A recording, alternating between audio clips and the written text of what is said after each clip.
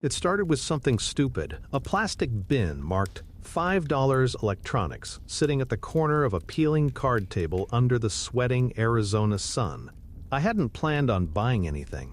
I was only there because my neighbor Paul had insisted the Mesa swap meet was a gold mine if you knew what to look for. Mostly I saw junk. Rusted tools, cracked VHS tapes, off-brand chargers tangled like seaweed. But the phone caught my eye because it didn't belong.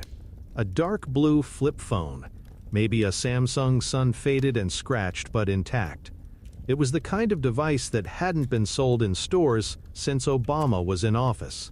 I picked it up, expecting it to be featherlight, empty, but it had weight.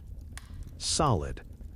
Like something meant to last. The old woman manning the booth didn't look up from her folding chair. "Works just fine," she said, as if reading my thoughts. "Chargers inside the box, no returns." I should have walked away. God knows I didn't need another relic cluttering my drawers. But something about the phone nagged at me. Something like déjà vu.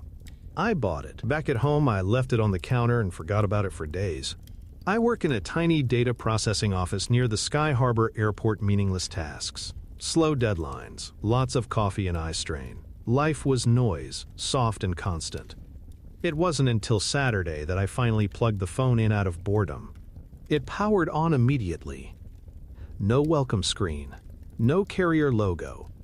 Just a plain blue background and a blinking envelope icon. Voicemail. I almost laughed. It felt like finding a sealed letter in a thrift store coat, part of someone else's life. I pressed the button. The voice was female, mid-40s maybe, raspy with fear. "Hi, it's Janet. I don't know where I am. I think they drugged me. Please, if you get this, call my sister. Her number's..." The message cut off. There were 27 voicemails. Each one was different. Different names, different voices, different desperation. A man named Caleb sobbed quietly for almost 2 minutes before whispering, "They're under the floorboards. They can hear when you speak." A teenager begged someone to call her mom. One message was just the sound of wind and faint, rhythmic thuds like someone banging their head against metal. Each message had a timestamp. The earliest was from 2003. The most recent? Next week, and it was me. I didn't remember leaving it. Didn't recognize the tone of my voice, panicked, breathless, hoarse, like I'd been screaming. "I don't know what it wants. I don't know what it is. Don't answer the next call. It's not a call. It's an opening. You'll hear it. It sounds like you. Don't..." Then nothing. The silence after was loud. I sat on my kitchen floor, the tile cold against my calves, heart pounding like I'd run a race. Outside, the sun was going down, staining the blinds gold. My own voice echoed in my head like static. My mind tried to make sense of it. Maybe it was a prank? A weird art project? I had a dozen rationalizations, but none stuck. I told myself I wouldn't listen to the others. But I did. I listened to all 26 before mine. Some were lucid.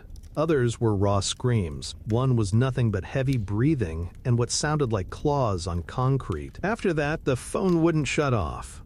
Not really. The screen would go black, but the messages stayed. Sometimes the envelope icon would vanish, and then come back without new voicemails like the phone was thinking. That night, I dreamed of a room with no walls. Just endless tile and blinking red lights suspended in the dark. In the middle, a payphone, ringing non-stop. I walked toward it, woke up before I answered. In the following days, I tried to forget. I went to work. I smiled when people spoke to me. I made small talk about the weather. But I started seeing shapes behind car windows. Glimpses of faces turned away too fast. I started hearing faint beeps like a phone keypad when no one around me was dialing anything. The air itself began to feel off, heavy, damp, like it carried something. The phone rang once. I didn't answer. The call history showed unknown, no time, no date. And every night, the voicemails played again on their own. Softly. Just loud enough to wake me. Always the last one last. Always my own voice, warning me not to listen. And still, I did. I stopped sleeping. Not entirely, but enough that the days began to smear into one another like watercolors left in the rain. The air in my apartment grew still, dense, as if the vents stopped circulating. I would check them, over and over, holding my palm up to feel the draft. Nothing. The phone. That phone refused to die. I tried removing the battery. It didn't have one, just a sealed black back with no seams, no screws, nothing to pry open. I brought it to a repair shop. The kid behind the counter gave it one look and said, "What model is this?" "It doesn't even have a serial." I lied. Said I found it in my dad's attic. He told me to leave it charging overnight and come back. I didn't. I couldn't. That night, I dreamed again. This time, I wasn't alone in the tiled room. The lights above pulsed, dimming and flaring in rhythm with my heartbeat. The phone still rang, but now there was a figure tall, indistinct, like a coat rack draped in wet cloth. It stood beside the phone, one elongated arm reaching for the receiver, but never quite touching it. It turned toward me, no face. Just the suggestion of one cheek's like collapsed paper, eyes that shimmered with nothing. A mouth that moved in slow, wet shapes. I woke up gasping. The sheets twisted around me, soaked with sweat. The phone was glowing. A new voicemail had appeared. Message 28. No timestamp. No name. Just static. I played it. The static gave way to something faint, hollow tapping, like fingers on glass. Then a whisper. "You're listening. Good. That's how it begins." I called my own number. Not from the flip phone, from my real phone. I don't know what I expected, maybe voicemail, maybe nothing. But someone picked up. I heard breathing, then my own voice, calm and slow and dead. "You've already answered." Click. I dropped the phone, my legs gave out. I sat on the kitchen floor again, just like the first night. My arms tingled, my teeth felt loose, the sound of my own voice. It didn't just mimic me, it knew me. Like it had lived through things I hadn't yet experienced. The real me, my current me, would never say things like that, would I? I began to notice patterns in the voicemails. Some voices mentioned the same names. "Tell David," a woman sobbed. A man, 2 messages later. "If you find David, don't believe him. He's part of it." Another voice childlike and breathless.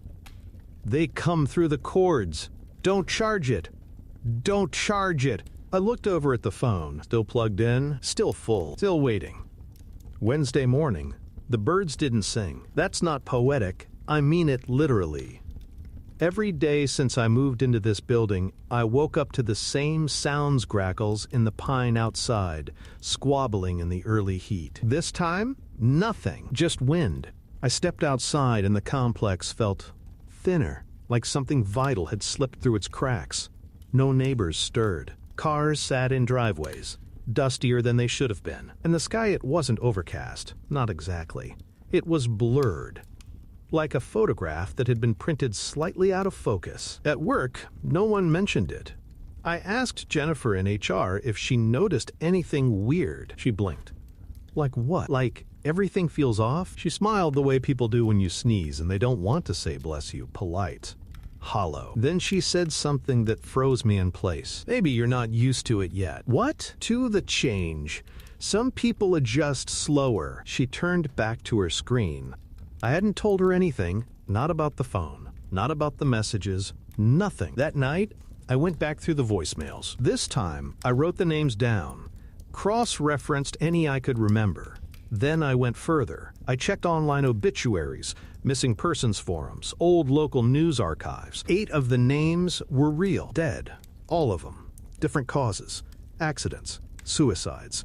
One murdered. One found drowned in a bathtub full of ink. Dates of death matched the message timestamps perfectly, except for mine. Still dated next Thursday, 7:12 p.m. That was 2 days away. In the voicemail, I had sounded close, like I was speaking just down the hall.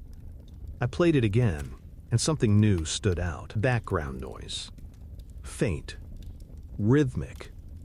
A beeping. I recognized it. My microwave. I haven't left the apartment since. I unplugged the microwave. I turned off the breakers. I taped over the vents. A phone still works. It hums, gently now, like it's asleep. Or waiting. Tomorrow is Thursday. I don't know what will happen, but I can still hear it. Clicking. Clicking. Clicking. It rained. Which, in Phoenix, in July, doesn't just feel unnatural. It feels wrong, like the sky's forgotten itself. It started around noon, the first drops faint and sporadic, tapping at the windows like fingernails. By 3 o'clock it was a curtain, thick, warm, pounding the roof like fists. The air outside turned syrupy. The world blurred behind the downpour, buildings losing their edges, trees smearing into abstract shapes. I stood by the window and watched, phone clutched in both hands, feeling like the rain was a countdown. The voicemail still sat there. Message 27. My voice. My warning. 7:12 p.m. I checked the microwave clock. Dead. Still, I felt the time moving. I felt it in my teeth, in my guts, a pressure behind my eyes, building. I closed all the blinds, moved the couch in front of the door. I didn't know what I was protecting myself from, but instinct screamed, prepare, lock down, make yourself small. At 6 o'clock, the phone buzzed. It had never done that before. New voicemail, no number, no timestamp, just a file titled After. I didn't listen. Not yet. 6:44. I was pacing. The apartment felt tighter now. Corners had warped slightly. Shadows fell wrong. The walls smelled of copper, sharp and mouth-drying. The phone lit up again. No buzz this time. Just a soft, pulsing glow. Like it was breathing. I sat on the floor. I wanted to scream, to smash it, to throw it in the sink. But I didn't. I was rooted. The phone wasn't just watching me. It was waiting for me. I opened the final message. The one in my voice. The one from the future. Played it through. Every word. And I realized. My breathing in the message was fast. I sounded like I'd been running. I listened again. This time, I focused on the very end. There was a thud. A gasp. Then a distant, wet skitter. Something wasn't speaking. Something was approaching. And I could hear myself turning. In the message. My last words weren't just a warning. They were a real-time reaction. Oh God, it's... Cut. 6:58. I stood, moved to the kitchen, grabbed the biggest knife I owned, a clumsy, dull thing that hadn't been sharpened in years.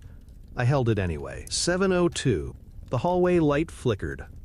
Just once. Then again. Then it went out completely. I heard something from the vent in the bathroom. A scrape. A sound like dry fingernails dragging across metal. My body began to tremble. 7:08. The air changed. Thickened. Every breath hurt. My ears popped. Like pressure was building. Inside and out. Then the apartment went silent. Truly, horribly silent. No wind. No rain. Just the static ring of blood in my ears. I didn't move. 7:11. 1 minute. I crouched by the kitchen counter, knife in hand, heart bucking like a wild thing. Sweat dripped into my eyes. The phone, still in my back pocket, began to grow hot. Burning. 7:12. The lights flared. The walls shifted, not violently. Subtly. The dimensions twisted, imperceptibly, but unmistakably. The kitchen stretched. The hallway contracted, and the front door creaked open. I didn't unlock it, I didn't touch it, but it opened. Slow, like something on the other side had waited until the precise moment. My feet moved before I realized I was standing. Knife up.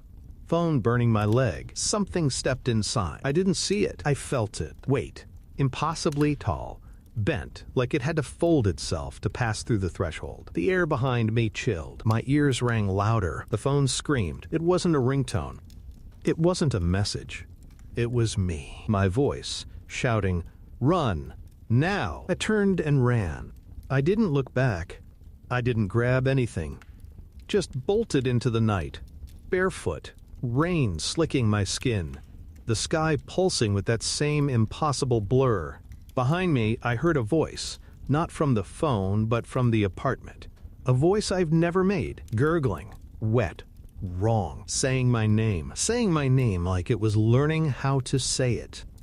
Over and over, like practice. I didn't stop running until I reached the Chevron on Gilbert Road. They know me there. I come in for coffee sometimes, but when I crashed through the doors barefoot and soaked, holding a phone that glowed like a wound and stinking of adrenaline, the kid behind the counter flinched like I was holding a weapon. He asked me if I was okay. I said nothing. I couldn't. My jaw was locked, my lungs burned. I remember leaning against the candy rack, the wrappers blurred by water dripping from my hair. Something hot and buzzing had burrowed behind my eyes. The phone wasn't glowing anymore. It had gone dark, but I didn't dare let go of it. They let me stay in the back room for a while. The kid gave me a hoodie from the Lost and Found. I called no one. Not the police, not my job, not my friends. Because what would I say? That something answered my voicemail? That my voice came from a phone I never owned? That something else knew my name? At 3:15 a.m., I checked the phone again. It had no battery icon, no signal bars. Still, the screen lit up when I tapped it. And there was a new message. No timestamp, no sender, just a single word in the file name, begin. I didn't listen. Not then. I pocketed the phone and walked out into the night again. I couldn't go home. Not now. So I drove. My car was still in the lot, the keys still in my coat pocket. The world outside had stopped pretending. The highway was empty. No cars, no lights, not even the dull orange of distant Phoenix glow. Just black, heavy and wide, like the desert itself had vanished, leaving only canvas. I drove until dawn, didn't pass a single soul. For the next few days, I couch surfed. Old friends, distant cousins, hotel lobbies when I ran out of people I trusted. Every night the phone would buzz. A new voicemail. They weren't all voices anymore. Some were places. Long corridors full of echoes. Elevator music distorted by time. One message sounded like a cavern underwater. Voices filtering in through thick black liquid. Syllables stretched until they cracked. But the worst one was a lullaby. My mother used to hum it. Except she never recorded it. She died in 2009. I took the phone to a tech guy the first knew, someone who once jailbroke iPhones for fun, the kind of guy who thought nothing was unknowable. He ran diagnostics. Tried to connect it to a PC. Tried cracking the OS. Nothing worked. I don't even know what kind of language this is, he said, staring at lines of data scrolling in unreadable characters. This looks like it was written by itself. He handed it back. Whatever this thing is, it doesn't want to be opened. But it knows you. I asked what he meant. He didn't answer. He didn't have to. Because when I checked the voicemail list again, the latest message had a file name. Gabe, you left. My name. In the system. Even though I'd never told it. Even though the phone had no way of knowing. It had learned. I tried destroying it. I took it to the desert, wrapped it in towels. Beat it with a hammer. Buried it in a draw near Santan. Sat in the hot sun until the earth swallowed my footprints. Felt good. Final. That night, I went to sleep in a rest stop parking lot.